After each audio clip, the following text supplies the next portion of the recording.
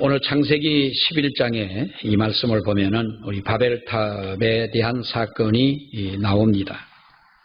이 바벨탑 우리가 너무나도 잘 아는 이 사건입니다만은 우리에게 주는 이 교훈이 무엇이냐라고 하는 이 말씀을 우리 생각해 봅니다. 1절과 2절에 있는 말씀에서 오늘 이 성경에 보면 온 땅의 언어가 하나요 말이 하나였더라. 이에 그들이 동방으로 옮기다가 시날 평지를 만나 거기 거류하며 거기 거했다. 이 시날 평지에 거하게 됐는데 노아 홍수 이후에 그때까지는 온 세상의 언어는 하나였습니다.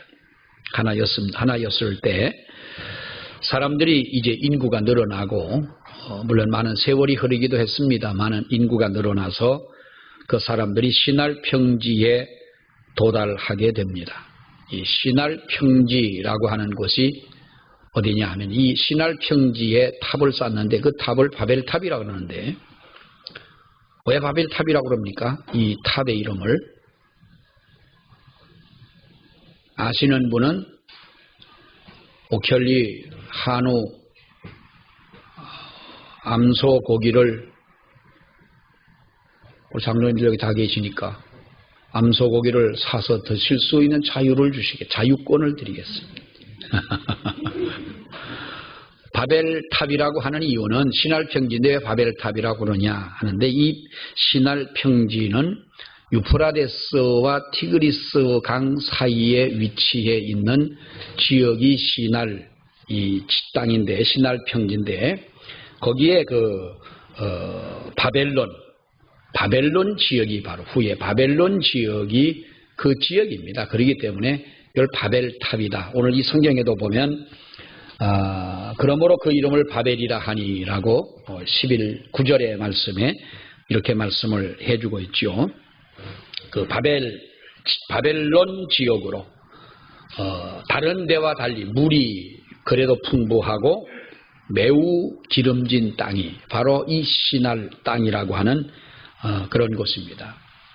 여러분 대개 사람들을 보면은요 이렇게 좋은 땅에 사는 사람들 그러니까 요즘 말로 한다면 어떤 그 선진국 사람들 돈이 많은 나라의 사람들은 아주 교만합니다. 우리 한국 사람들도 동남아에서 왔거나 아프리카에서 왔거나 저 남미 쪽에서 오는 사람들은 드뭅니다만은 우리가 그런 데서 온 사람들은 무시합니다. 너희 고향이 어디 어느 나라에서 왔냐? 캄보디아에서 왔다, 필리핀에서 왔다, 베트남에서 왔다 하면 무시하지요.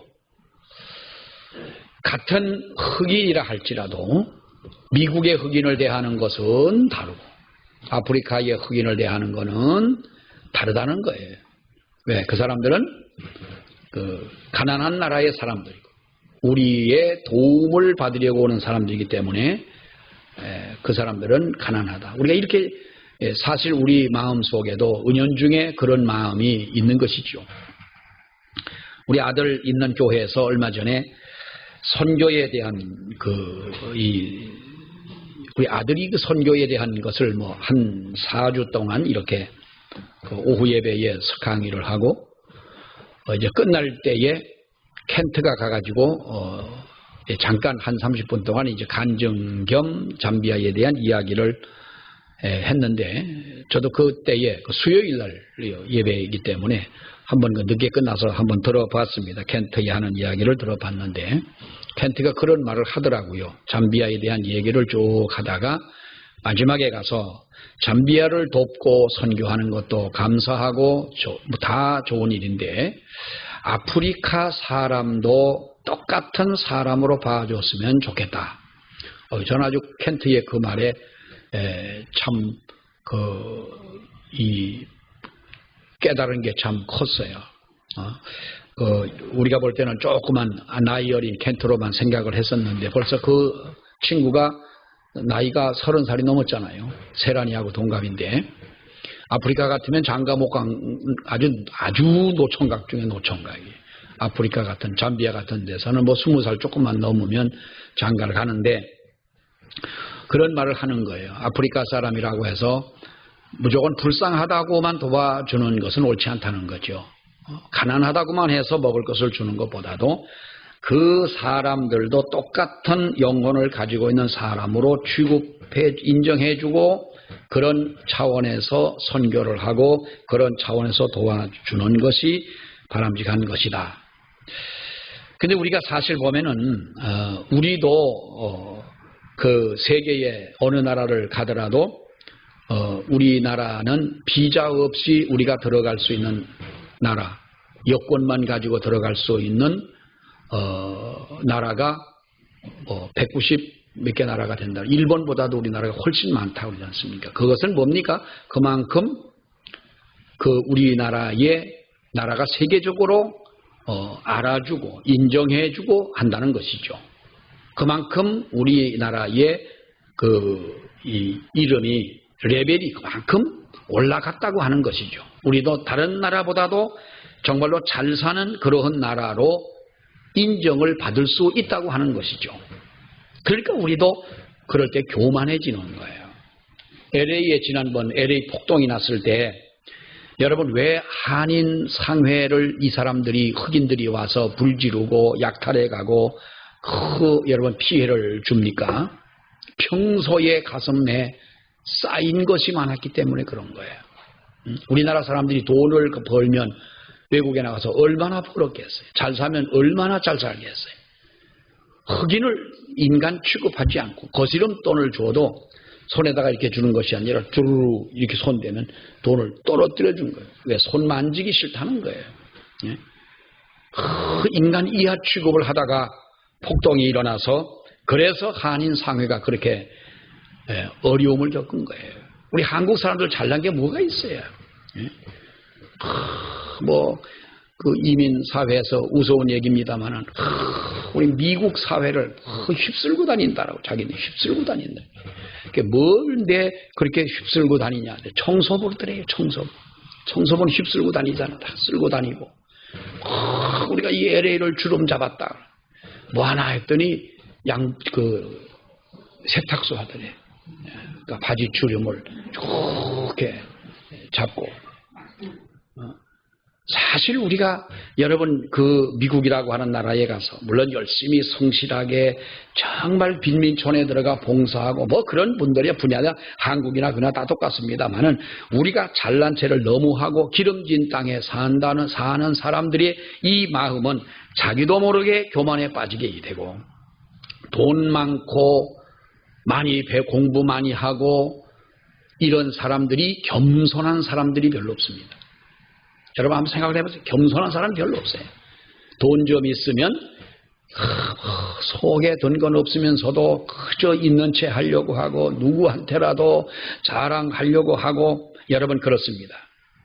이것이 오늘 이 바벨 탑의 시날 땅에 거하는 당시의 사람들이 가지고 있었던 바로 그 정서였던 거예요. 그래서 이들은 시날 평지에서 의기투합을 해서 그들이 한 것이 여러분 무엇입니까? 3절 4절에 있는 말씀을 보게 되면 서로 말하되 자 벽돌을 만들어 견고히 굽자 하고 벽돌로 돌을 대신하며 역청으로 진흙을 대신하고 또 말하되 자 뭐랍니까? 성읍과 탑을 건설하여 그 탑 꼭대기를 하늘에 닿게 하고 밑에 보면 뭐라고 말합니까? 우리의 이름을 내고 온 지면에 흩어짐을 면하자는 거예요. 그 당시로서는 어떻게 보면 최고의 과학기술이 벽돌을 만드는 것이죠. 벽돌을 구워가지고 그 기술로 탑을 쌓자고 결정을 하고 이 시날 평지에 그 바벨 탑을 여러분 쌓게 된 것입니다. 그들은 세 가지로 다짐을 합니다. 어쩌면 세 가지의 이유입니다. 하나는 그 꼭대기를 하늘에 닿게 하자. 높이 쌓자는 말이죠. 그리고 우리의 이름을 내자. 그리고 온 지면에 흩어짐을 면하자라는 거예요. 이렇게 그들이 다짐을 하고 이렇게 그들이 합심하여 탑을 쌓게 된 데에는 여러분 무엇을 생각합니까? 노아 전에 우리 할아버지가 방주를 만들어 우리를 구원한 그 시점 이후에 이전의 역사를 보게 되면 물로 하나님이 심판을 했고 다시 이 땅에 물로 심판을 한다 하더라도 우리는 흩어짐을 면할 수 있는 큰 탑을 쌓자는 거예요. 어떻게 됐습니까? 처절하게 좌절되지 않았습니까? 이것이 바로 하나님 앞에 겸손하지 못한 이 바벨탑의 이 사건, 이 바벨탑이 무너지고 처절하게 좌절된 여러분 그 원인은 그들이 겸손하지 못했다고 하는 거예요.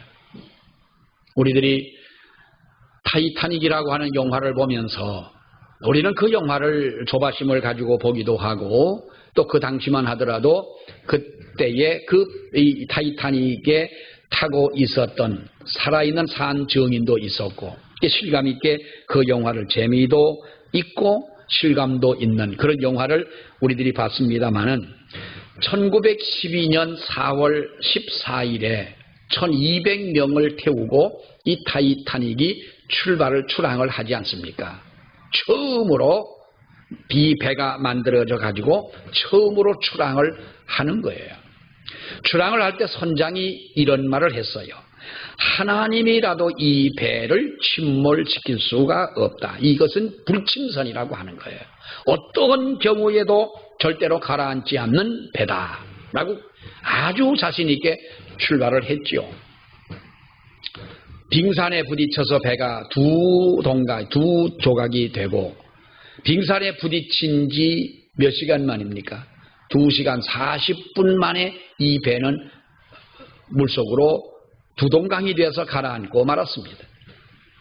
1200명 중에 얼마나 많은 사람이 죽었습니까? 거의 많은 사람이 다 여러분 죽지 않습니까? 하나님이라도 이 배를 침몰시킬 수 없는 이 배는 불침선이다 그랬는데 여러분 그 말을 하나님이 들으셨을 때에 얼마나 여러분 그 말이 정말로 어떻게 보면은 믿음 없는 말이긴 하지만 얼마나 가소로운 것이겠느냐는 거예요. 교만하면 망합니다.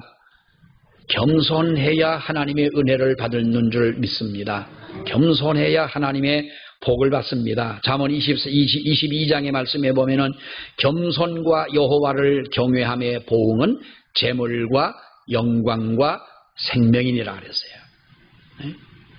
자, 겸손과 여호와를 경외함의 보응이 뭐냐? 재물과 영광과 생명이니라. 그럼 우리가 생명, 영광, 재물, 부자 되려면 정말로 우리가 영광을 얻으려면 그리고 우리가 생명, 건강도 포함되는 것 아니겠습니까? 그러려면 뭡니까? 겸손하고 여호와를 경외하라는 거예요. 겸손히 여호와를 경외할 때 하나님은 그 보응으로서 재물과 영광과 생명을 주신다. 잠언 22장 4절의 말씀에 여러분 제 성경에는 있어요. 여러분 성경에는 있는지 모르겠습니다만은 겸손한 자가 재물을 얻고 겸손한 자가 영광을 얻고 겸손한 자가 바로 하나님의 주시는 영원한 생명을 얻게 된다. 사람이 어려움을 당하는 가장 큰 이유는 교만입니다. 우리 사람들은요 교만하지 말아야 됩니다. 저는 교만해야 할 이유도 없습니다만은 정말 저는 교만하지 않으려고 애를 씁니다. 뭐 교만할 것도 없습니다. 우리 노회에서 목사님들이 그럽니다. 목사님은 저를 아주 좋은 사람으로 인정을 합니다. 김은경 목사님, 물어보세요. 노회 가서 뭐 찾아다니면서 월요일날 나가서 좀 물어보세요. 고수계 김은경 목사님 어떠세요? 나보고 나쁘다는 사람은 그 사람 나쁜 사람이에요. 나를 좋다고 얘기하는 사람은 그 사람은 뭔가 사람을 아는 사람. 김은경 목사님 참 좋으십니다. 왜 내가 자기들한테 좋게 보이는 이유가 뭐예요? 나쁘게 보일 이유가 없는 거고요. 그 사람들에게 내가 무슨 일을 할 이유도 없고요. 또 그 사람들에게 정말 보면은 제 눈에는 우리 노회 목사님들 보면 나보다 다 못한 분은 한 분도 없어요. 다 훌륭하고 이게 내 잘한 같네. 절대로 저는 교만해서 그런 건 아니에요. 겸손하려고 애를 쓰고. 우리가 여러분 어려움이 생기는 이유도 교만 때문이다. 내 교만이다 라고 진단하고 문제를 풀어나가는 것이 최고의 지혜인 줄로 믿습니다. 교만은요 나라도 망합니다. 교만은요 가정도 망하고요. 교만은요 우리 영혼도 망치는 것이 바로 교만 아닙니까? 이 바벨탑의 사건은 교만이었습니다. 하나님 저리 가서 마치 하나님을 무슨 방노인? 뒷방노인 취급하고 자기들이 안방을 차지하고. 옛날 노인들은 정말 그랬어요. 이 며느리 얻어가지고 처음에 데리고 살 때에는 곳간의 열쇠도 훔쳐주고 있다가 어느 때가 되면은 곳간 열쇠 넘겨주고 언제부턴가 뒷방 노인이 아니라 저 건넌방 노인이잖아. 예? 건넌방 저 사랑방 노인이 되고 만 거예요. 하나님을 마치 저 건넌방에 가서 계십시오. 우리가 여기다가 바벨탑을 쌓자. 벽돌을 구워서 바벨탑을 쌓아 그 꼭대기를 하늘에 닿게 하고 우리가 흩어짐을 면하자 하면서 이 탑을 쌓게 된 것. 여러분 이것이 바로 교만이고요. 또 하나 하나님 앞에서는 우리가 하나님이 우리의 말을 듣지 못하시는 말이 어디 있겠느냐는 거예요. 우리의 말을 듣지 못하시면 어디 있겠냐. 3절 말씀을 보세요. 3절에 서로 말하되 그럽니다. 서로 말하되. 4절을 보세요. 뭐라 그럽니까? 또 말하되. 서로 말하되 벽돌을 만들어 견고히 굽자. 4절에 또 말하되 성읍과 탑을 건설하자. 그 탑 꼭대기를 하늘에 닿도록 이렇게 만들자. 그들이 기도하고 했다. 기도할 위인들은 아닙니다만은 기도하지 않고 서로의 의견을 내놓으면서 결국은 잘못된 결정을 그들이 하고 맙니다. 그래서 우리가 무슨 일을 하든지 우리는요 하나님 앞에서 우리가 말 조심하고 말 함부로 하지 마시고. 말은 그 사람의 인격 아닙니까? 그리고 무엇을 하든지 기도 없이 하는 그것은 하나님이 결코 기뻐하지 않으실 것입니다. 우리가 기도하고 무엇을 하든지 하나님 앞에 기도하고 해야 되는 줄로 믿습니다. 바벨탑을 쌓던 사람들은 우리가 이 성경을 우리가 볼 때에 그들은 말이 앞섰습니다. 그렇기 때문에 하나님은 그들의 말을 흩으셨다는 거예요. 그들의 말을 흩으신 거예요. 그처럼 우리가 기도하지 않고 이렇게 사람의 말과 사람의 생각과 이것으로 한다면 이것은 하나님이 결코 기뻐하실 일이 아니다. 요즘에 우리 사회는 어떻습니까? 누가 다른 사람의 말을 들으려고 하는 사람은 별로 없습니다. 주로 말을 하려고 합니다. 남이 하는 말 끊고 가만히 듣고 보면 다 아는 얘기들이에요. 여자분들이 남자들 군대 간 얘기하면 재미없고 군대 가서 축구한 얘기하면 아주 더 재미없다 그러지만 여러분 텔레비 나오는 거 보고 방송 듣고 와서 얘기하는 사람들이 있어요. 아니 지만 방송 보냐고? 우리도 KBS 나와? 우리도 방송이요? 몇 개나 많은지를 몰라요. 그것처럼 여러분 어리석은 사람은 없는 거예요. 야고보 3장 1절에 뭐라고 그랬습니까? 많이 선생이 되지 마라. 이 말은 사람들이 있을 때에 말하지 말라. 아는 체 하지 말라는 거예요. 그 사람도 다 안다는 거예요. 그 사람도 내가 알고 있는 거 다 아는 거예요. 그래서 우리가 사람들이요. 목사님들도 그래서 저는 어디 가서 목사님들하고 이렇게 있을 때 얘기 잘하는 듣습니다. 주로 듣고. 묻는 거는 제가 대답을 하죠. 묻는 거는. 그런데 요즘에 그 목사님들이 내가 무슨 커피만 그 커피 장사하는 목사인 줄 알고 커피에 대해서는 그 물어봐요. 그래서 내가 커피 장사 아니다. 나도 그냥 커피를 좋아했고 또 하다 보니까 그렇게 됐지. 커피 얘기는 그 목사님들이 또 커피를 또 다 좋아하시잖아요. 근데 커피 얘기가 나왔으니까 그런데 이 카페 하는 사람들을 보면 나는 제가 며칠 전에 그 서점하는 친구한테 이제 커피에 관련된 책을 한 몇 권을 샀어요. 사가지고 제가 커피에 관련된 책을 이렇게 봤습니다. 왜 보냐면 재밌어요. 이 커피가 재밌습니다. 그저 마시는 한 잔 가서 아무거나 뭐 먹고 하는 것이 아니라 이 커피에 대한 것을 보면 뭐 책들은 같은 뭐 단일 품종의 것이기 때문에 중복되는 내용도 많은데 커피 어느 것도 마찬가지겠지만은 책을 보니까 아주 재밌는 것들이 많아요. 그리고 대화 가지고 이야기를 해줄 수 있고 그런데요 한 가지 더 하면 요즘에 카페가 우리 교인들이 잘 안 오시고 그럽니다만은 이제 코로나가 좀 풀어지고 좀 시대가 좀 좋아지면 좀 여러분들이 봉사도 좀 하시고 또 그걸 통해서 또 전도도 할 수 있게 되기를 바라겠습니다. 어떻게 보면은 참 이것도 하나의 지혜인데요. 저는 생각할 때 여러분들은 뭐 카페 할 때는 어떤 분은 카페를 왜 하려고 하느냐 반대를 하고 무엇 때문에 하려고 하느냐 뭐 이런 소리도 들었습니다만은 여러분 카페를 통해서 우리 교회에 오시는 분들이 얼마나 많습니까? 다양한 분들이 오고요. 그분들과의 대화할 수 있는 이야기를 여러분 보세요. 찾아가서 하기도 힘든데 불러놓고 지발로 걸어와가지고 우리끼리 얘기니까 그렇지만은 제발로 걸어와가지고 커피 한 잔을 주면서 우리가 무슨 우리 이 교인들도 그렇습니다만 교회 나오라는 얘기 한마디 하지 않아도 왜 커피값을 받지 않느냐에 대한 그 해명을 하기 위해서 이렇게 둘러 얘기를 하다 보면 감동을 받는 사람들이 있고 고마워하고 교회라는 것을 다시 생각하게 되고 이것도 하나님이 우리에게 주신 하나의 지혜인데요.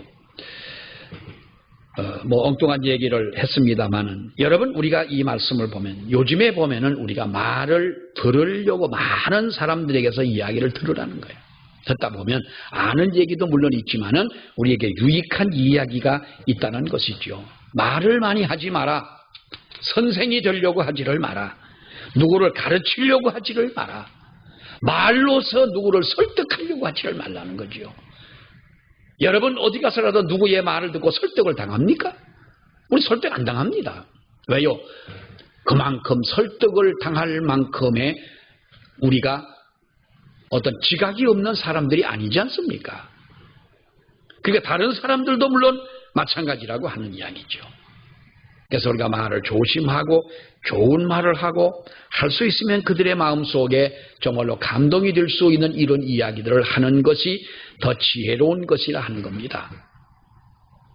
자, 또 하나 보면 우리가 이들에게는 바벨탑의 사건에 어떻게 보면 하나님의 징벌로 말이 통하지 않게 되는 이 징벌을 하나님께 받게 됩니다. 여러분 사람들이요 말이 통하지 않는다 사람과 사람들 사이에서 말이 통하지 않는다라고 하는 것은 지옥과도 같은 것입니다. 부부의 말이 통하지 않아 보십시오. 가정의 천국이 아니라 지옥입니다. 친구들끼리도 여러분 말이 통하지 않는 사람은 친구가 될 수가 없는 겁니다. 지옥이 따로 없다는 것이죠. 말이 통하지 않는다면 마음이 통하지 않는 것입니다. 내가 사랑과 진심을 담아서 이야기를 했는데도 이 말을 듣는 사람이 그 말을 가지고 오해하고 상처를 받는다고 생각을 해보십시오. 그럼 그것을 사람들은요 말로서 상처받고 오해된 것을 말로서 오해를 푼다고 하는 것이 더 어려운 거예요. 말로서 오해를 풀자 하는 것이 어떻게 보면 더 여러분 그 힘든 일 아니에요. 어떤 분이 그럽니다. 왜 우리가 무혐의 처리를 받는다 그래요? 무혐의 처리를 받아요. 내가 누구하고 싸웠어요. 누구하고 싸웠는데 서로 고발을 한 거예요. 그래 가가지고 법원에 가서 이제 재판을 했는데 내가 무혐의 처리로 나왔어요. 그럼 죄가 있어요, 없어요? 무혐의라고 하는 건 혐의가 없다는 거예요. 근데 그렇다면 이거는 전과는 아니라도 전력은 돼요, 안 돼요? 전력은 있는 거예요. 그것이 무혐의라고 하는 것이요. 그 사람에게 그러한 혐의가 없다, 때린 혐의가 없다, 폭행한 혐의가 없다라고 하지만은 그 사건이 있었던 것은 사실이라는 거예요. 누구와 싸운 사건은 있었다. 그러니까 우리가 어떻게 보면은 그것은 깨끗하게 없는 것이 아니라는 거죠. 깨끗하게 없는 것은 아니다. 뭔가 이 사람에게도 때리고 폭행하고 한 이 사람이 고발한 여기에 대해서는 혐의가 없지만은 그 한 사건에 얽혀져 있던 것만은 사실이다라는 건 하는 거예요. 그게 그렇더라고요. 전과는 아니라도 그것이 반전과는 되더라고요. 그래도 여러분 우리가 말과 마음이 통한다는 것 이것처럼 여러분 소중한 것은 없습니다. 오늘 이 바벨탑을 보면서 하나님께서는 그들의 언어를 흩어놓았습니다. 왜냐하면 이들이 언어가 하나이요. 뭐 전에 성경에 보면은 온 땅의 언어가 하나요. 말이 하나라 그랬죠. 구음이 하나요. 말이 하나라. 옛날에 그랬습니다만은 이것이 말이 서로가 다 통할 수 있는 거라 그 말입니다. 그러니까 하나님께서 이 악함과 교만을 보시고 언어를 흩어져 놓았을 때에 그들은 말이 통하지 않고 마음이 통할 수가 없었던 것입니다. 자, 그런데 여러분 보세요. 이것이 회복되는 것이 언제냐는 거예요. 서로 말이 통하지 않고 마음이 통하지 않던 것이 회복되는 것이 언제냐. 성경에서 보면 언제입니까? 사도행전 2장을 보면 그들이 하나님 앞에 기도하는 가운데서 성령의 오순절 성령의 역사가 나타났는데 하나님의 성령의 역사, 성령의 충만을 받고 서로 다른 방언으로 말하기를 시작하더라라는 이 말씀도 있습니다만은 다른 사람들의 그 헬라인들의 말을 알아듣고 히브리 사람들의 말을 알아듣고 서로가 말을 알아듣는 언어가 회복되어지는 역사가 성령의 역사를 통하여 나타나게 되는 거예요. 오랜 세월 아닙니까 여러분? 이것이 하나님의 은혜로 회복이 되어지더라. 오순절 성령 역사는요. 그래서 우리가 사실 보면 성령의 역사라고 하는 것은 모든 것이 회복되는 역사였습니다. 하나님 앞에 교만함이 불태워지고 사라지고 정말 하나님 앞에 영적 게으름이 사라지고 너희가 성전을 떠나지 않고 기도해라 했던 그 말씀을 인내하고 기도했던 성도들에게 하나님께서 어느 누구도 체험하지 못한 성령의 역사를 체험하게 해 주셨다는 거죠.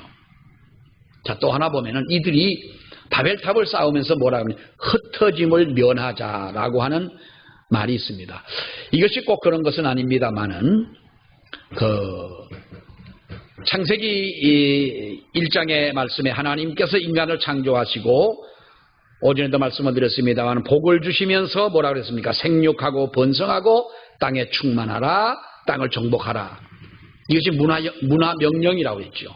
우리 하나님의 백성들이 바로 이 세상을 살면서 우리가 누리기도 하지만은 우리들이 해야 할 사명 중에 하나가 바로 그것이었고 이것은 하나님의 은혜이고 축복이었습니다.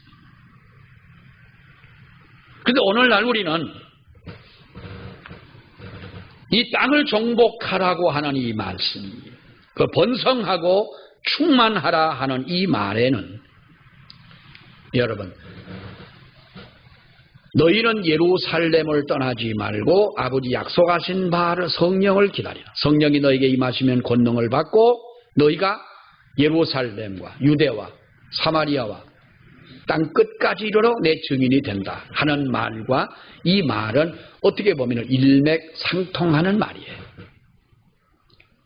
하나님께서는 우리 사람들에게 주신 이 말씀 속에 바로 하나님의 이 복음 전파의 사명, 이것이 여러분 있다는 거예요. 선교에 대한 사명인 거예요. 근데 이들은 흩어짐을 면하자고 했던 거예요. 자기들끼리 살자는 거예요. 우리끼리 흩어지지 말자. 우리끼리 어떻게 하든 하나가 되어 우리끼리 살자는 것이죠. 오늘날 우리가 교회들을 보면 저는 안타까운 게 그겁니다.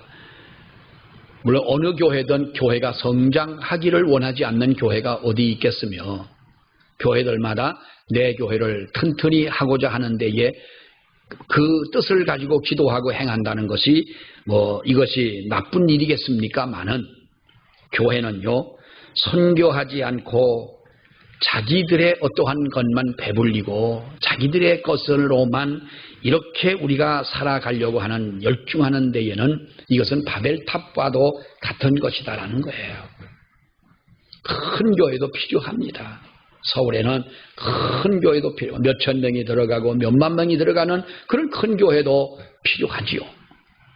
왜냐하면 큰 행사를 하고 하나가 돼서 우리가 무엇을 하려면 그렇게도 해야 되지만은 교회는 커지면 커질수록 타락했고 부패했다는 역사적인 그 증거를 우리는 잊어서는 안 될 것입니다.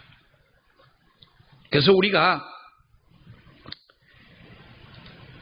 대개 목사님들 보면은 교회에 대해서 우리가 이야기하고 생각할 때 교회가 크면 성공한 목회자, 성도들도 그래요. 큰 교회 자기가 나가면 아주 무슨 성공한 교회를 다니는 성공한 성도처럼 생각합니다만 많은 교회 나간다고 다 구원받습니까? 큰 교회 목회하는 목사님들이 다 성공한 것입니까? 목회는 성공도 실패도 없는 것이 목회입니다. 교회는 자꾸 큰 것에 꼭 물어보면 저는요 누구하고 대화할 때 이런 사람하고 이야기를 하다 보면 말이 난 딱 하고 싶지 않은 걸 느껴요. 목사님 교인은 얼마나 됩니까? 왜 남의 교인을 물어보냐? 그 만나자마자 당신 몇 살이요? 한 거나 비슷하잖아요. 내가 몇 살이든 왜 남의 나이를 묻냐 이 말. 그러면 우리 교인들이 100명도 안 됩니다. 그러면 아이고 조그만 교회 목사라구나. 당신의 교회는 얼마냐? 나는 10,000명이 모입니다. 30,000명이 모입니다. 그럼 30,000명이 다 자기 거냐 이 말이야. 여러분은 내 거요? 우리가 교회에서 그 교회에서 신앙생활 하는 것이지. 여러분 그러나 이렇게 생각하는 것이 옛날부터 우리 한국에 언제부턴가 성공이냐 실패냐를 논하는 이런 교회가 되고 말았다는 거지요. 여러분 보세요. 저는 큰 교회 다니는 성도들은 정말로 많은 것을 배우고 여러 가지 다양한 프로그램을 실천하고 경험하면서 왜 좋은 신앙의 이미지를 심어주지 못하고 있느냐. 주변에 큰 교회 다니던 교인들이 와 살면서 그들을 통해서 실망하는 경우들이 얼마나 많아요. 교인으로서의 기본적인 예의가 없는 거예요. 어떤 사람 보니까 어디서 오셨냐고 그러니까 그럼 어디서 왔냐고 물어보면 대답하면 될 거 아니에요. 어디서 왔는지 묻지도 따지지도 마시고 무슨 텔레비전을 시큰 봐가지고 묻지도 따지지도 마 묻지도 따지지도 않았어요. 그 날 보고 연구하시라고 저 교회 주보를 이만큼을 갖다 주는 거예요.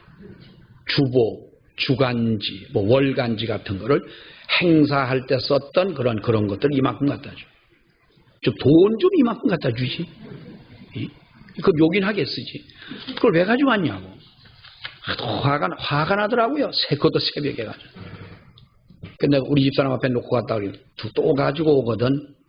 도로 가져가시라고 그래라. 묻지도 따지지도 말라는 사람이 그따구로 들고 다니냐고. 그게 큰 교회 다니는 사람들의 신앙이 돼야 됩니까? 내가 늘 말하죠. 여러분들 어디 다른 교회 가면은요, 목사님들은요, 처음 온 성도들에게 관심이 있습니다. 이렇게 뭐, 아유, 저분이 처음 오셨구나. 참 많이 배웠나 보다. 돈 많은가 보다. 이것보다도 어디서 오셨을까? 어떻게 왔을까? 목사들의 마음에는 이게 다 있어요. 그게 그냥 쌩 해가지고 무슨 성질난 여자처럼 말이지 귀변 돼지 도망가듯이 쌩 해가지고 가지 말고 목사님한테 가서 인사하고, 목사님, 제가 어느 교회, 저 경기도 양평에 있는 곡숙교회 다니는 권사인데 무슨 일 때문에 제가 오늘 그 교회를 못 나가 여기 왔다가 목사님 교회를 와서 은혜 많이 받고 갑니다. 감사합니다 하고 인사를 하면, 이야, 참 그 교회 시골교회 권사님이고 집사님이지만은 정말로 똑똑하다기보다도 예의 있고 잘 배웠구나 이러지. 그 목사님 정말 훌륭하시고 잘 가르쳤구나 그러지. 이게 무슨 뭐 이 화난 사람처럼 쌩 해가지고 가버리고 인사도 없이 가버리고, 그럼 왜 우리 교회를 왜 왔냐고 그러면 다음부터 내가 그럴 거예요. 언제 한번 처음 우리 교회 처음 온 분이요, 아유, 처음부터 졸고 앉았는 거야. 처음부터 졸고 있어요. 그래서 내가 그랬잖아요. 아주머니, 옛날에 아주머니, 내가 뭐 집사인지 권사인지 어떻게 알아? 아주머니잖아. 눈을 뚱을 떴어요. 왜 남의 교회에서 왜 좋으세요? 우리 교회도 교인들끼리도 아주 좋은 사람이 많은데 왜 보태주려고 와서 남의 교회가 좋으냐? 입이 이만큼 나와가지고 갔어요. 그때 그런 말 하면 안 되는데. 가면서 이제 누가 이제 핑계를 대는 거야. 어젯밤에 와가지고 친정 엄마하고 밤새도록 얘기를 하다가, 아니 밤새도록 얘기하다가 왜 졸리는데 교회를 오냐고. 그러면 집에 가만히 있다 자다가 가든지 하지. 뭐 그렇게 그건 내가 잘못한 건 내가 너무한 것 같아. 그런데 우리가 그렇게 교인들이 그렇게 예의가 없으면 안 돼요. 교회는 어느 교회나 누구의 교회입니다. 여러분 생각해 보세요. 저쪽에 있는 교인이 다음 주에 우리 교회와 등록을 하면 그날부터 우리 교인이에요.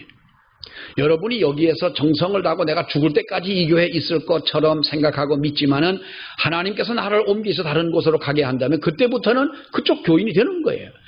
그럼 교인이, 당신은 60이 넘어가지고 그럼 우리 교회에 처음 오니까 당신은 입회비를 얼마를 내야 된다. 우리 교인들은 지금까지 이만큼 헌금을 하고 우리 교회를 세웠으니까 당신 숟가락만 얹어가지고 여기 와서 살겠냐. 이렇게 하는 교회가 없잖아요.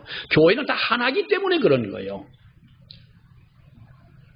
근데 우리가 무슨 교회를 가지고 내 교회는 어떻고 우리 교회는 크고 나는 성공한 목회자고 나는 성공한 교인이고 이렇게 얘기하면 여러분 안 됩니다. 바벨탑이 우리에게 주는 진정한 교훈이 뭐냐? 가장 핵심적인 메시지는 역시 겸손하라 하는 거예요. 겸손하라.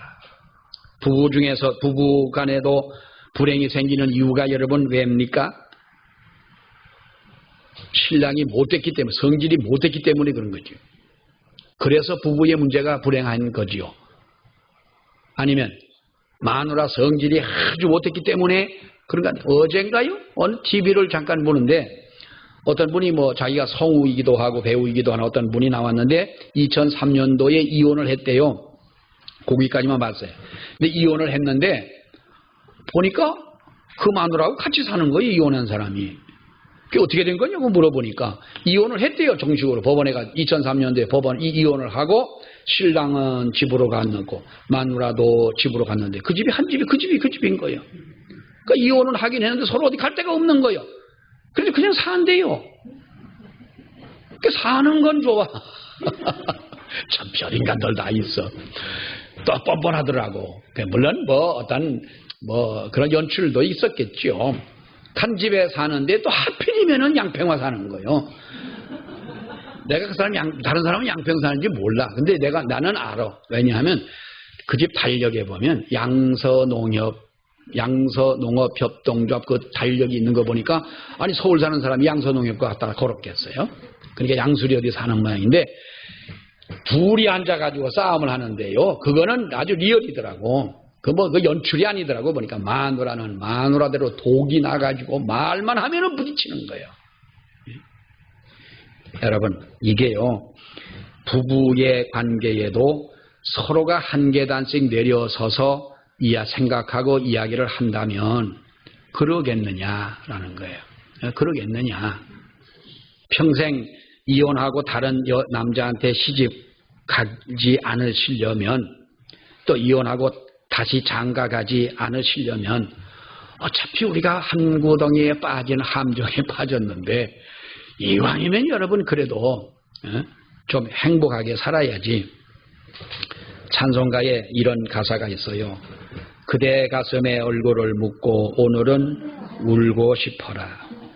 세월의 강 너머 우리 사랑은 눈물 속에 흔들리는데 얼만큼 더 살아야 그대를 잊을 수 있나. 한마디 말이 모자라서 다가설 수 없는 사람아. 애모라는 찬송인데요. 세상 사람들은요, 이 찬송이, 우리가 부르는 찬송은요, 의미 없이 부를 때가 참 많아요. 찬송 부를 때. 그렇잖아요. 의미 없이 우리가 찬송 불러서는, 여러분, 찬송은 기도 아닙니까? 그리고 신앙의 고백입니다. 이 노래는 예수 안 믿는 사람들에게는요, 이거는 신앙의 고백이 넘어 그 사람들의 인생 철학이 또 되는 거예요. 그렇죠? 그렇게 부르잖아요. 노래 들으면서요, 미쳐요. 사람들은 미치고, 뭐 눈물을 흘리고, 찬송을 저렇게 좀 우리가 부를 수는 없을까? 찬송 부를 때. 여러분, 그 애모라는 노래 가사에 그런 말이 나오잖아요. 한마디 말이 모자라서 다가설 수 없는 사람아, 그런 거예요.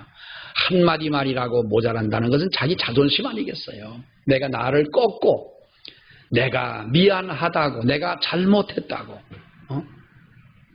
좀 더 좋은 말, 내가 당신을 정말 사랑한다고 한마디만 한다면 다가설 수 있는 것인데, 그 말 한마디, 자존심요. 내일부터 여러분 청국장 끓일 때 끓여 잡수시고 자존심 없이 사시기를 바라요. 제가요, 쓸개 그 수술을 하고 나서, 그러니까 뭐가 없는 사람이요? 난 쓸개 없는 인간이요. 담낭 제거를 하고 나니까요, 진짜 성질이 안 나는 거예요. 여러분 혹시요, 괜히 성질을 하고 그러면요, 병원에 가서 담낭 수술하고 오세요. 그 수술 금방 하고요. 그 이슬람 하나 하대요, 의사가. 의사 말로는. 그러니까 우리가 어디서나 교만은 여러분 문제입니다. 내가 내 인생을 그렇게 만들고 내가 나를 넘어지게 하는 것이에요. 우리의 마음 속에도 신할 땅에 쌓았던 바벨탑을 쌓았던 그때의 그 사람들의 성격, 그때의 그 사람들의 모의, 그 사람들의 계획, 그것들이 우리 마음속에 남아있기 때문에 우리가 어려움을 겪고 우리가 넘어지는 것이 아니냐. 하나님 앞에 한 주간 동안도 겸손한 마음으로 살아가는 저와 여러분이 되시기를 축원합니다. 기도하겠습니다. 하나님 은혜 감사합니다. 오늘도 주님 앞에 나와 예배하며 신할 땅에 탑을 쌓던 당시의 사람들의 그 모습을 저희들이 생각하며 말씀을 봅니다. 아버지여, 저희로 하여금 겸손하게 하옵시고 주여 주의 마음에 합당한 삶으로 살아가는 우리들이 되게 하여 주옵소서. 행여라도 우리의 마음 속에 교만함이 자리 잡지 못하게 하시고 주님 주시는 믿음으로 성령의 역사로 하나님의 붙드심으로 날마다 아버지 앞에 온전한 믿음으로 나아갈 수 있는 우리 모두가 되게 하여 주시옵소서. 예수님 이름으로 기도하옵나이다. 아멘.